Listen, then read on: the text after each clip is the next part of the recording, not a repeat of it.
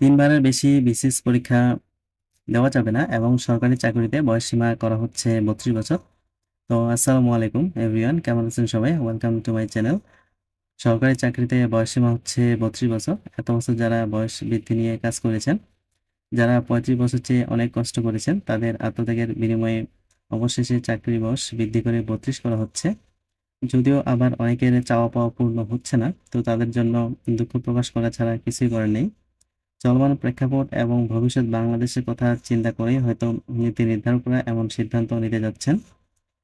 এটা কতটা সুফল বয়ে নিয়ে আসবে সেটা সময়ই বলে দিবে। আরেকটা বিষয়ে উঠে এসেছে যে বিসিএস পরীক্ষায় একজন প্রার্থী 3বারের বেশি দিতে পারবে না। এখন কথা হলো, আগে যারা 2-1বার পরীক্ষা দিয়েছেন তাদের কি হবে?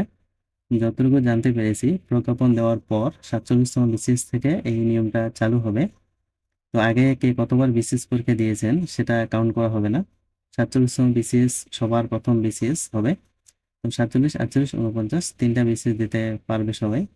তো একটানাও দেওয়া যাবে, আবার ভেঙে ভেঙেও দেওয়া যাবে, তবে সর্বোচ্চ 3বার পরীক্ষায় বসতে পারবেন। তবে কথা হলো যে বিসিএস পরীক্ষার লিমিট কেন? বাংলাদেশের এত বড় একটা পরীক্ষা, এখানে লিমিট দেওয়াটা কি আসলে কতটা যৌক্তিক?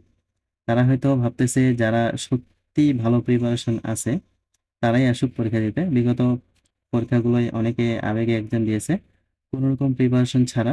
অনেকে আবার অভিজ্ঞতা নেওয়ার জন্য যায়। তারা মনে করে পরীক্ষা দিয়ে আসি, পরের বার ভালো করে এক্সাম দিতে আসবো। এরকম অনেক অনেক বিষয় থাকে যার জন্য প্রিলিমিনারিতে অনেক আবেদন পড়ে। হয়তোবা এই টাইপের বিষয়গুলো কমানোর জন্য বা রিয়েল ক্যান্ডিডেট আনানোর জন্য এবং এক্সাম চাপ কমানোর জন্য এসব করতেছে। তো এগুলো আমার একান্তই ব্যক্তিগত অভিমত। 3বার লিমিট দেওয়াতে এখন সবাই পড়াশোনা করেই যাবে।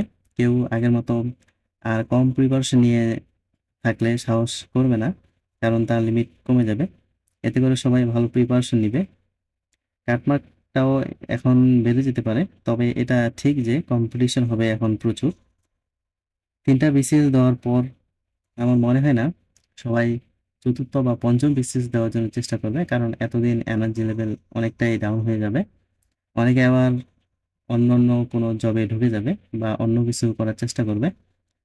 এত কিছু সামলেও চতুর্থ পঞ্চম বিসিএস দেওয়া আসলে সত্যি দুরূহ ব্যাপার। তারপরেও কিছু ব্যতিক্রম থাকে, অনেকেই আবার দিলেও দিতে পারে, চেষ্টা করতে পারে শেষবারের মতো। 3বার এক্সামস লিমিট থাকার কারণে সবাই খুবই সিরিয়াস পড়াশোনা করবে, সর্বোচ্চ চেষ্টা করবে এই 3বারে বিসিএস ক্যাডার হওয়ার জন্য। তবে আমি একেবারেই এটার পক্ষে না, এটার বিপক্ষে। কারণ আমরা যারা গ্রামে থাকি বা প্রত্যন্ত অঞ্চলে থাকি বা বিসিএস সম্পর্কে কম বুঝি, যাদের ভালো কোনো গাইডলাইন নাই, তাদের জন্য খুবই চ্যালেঞ্জিং হবে এই ব্যাপারটা।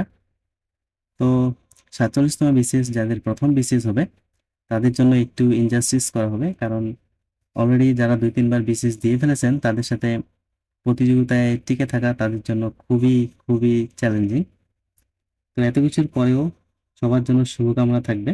জীবনের সর্বোচ্চ চেষ্টাটাই করবেন একটা ভালো পরীক্ষা দেওয়ার জন্য।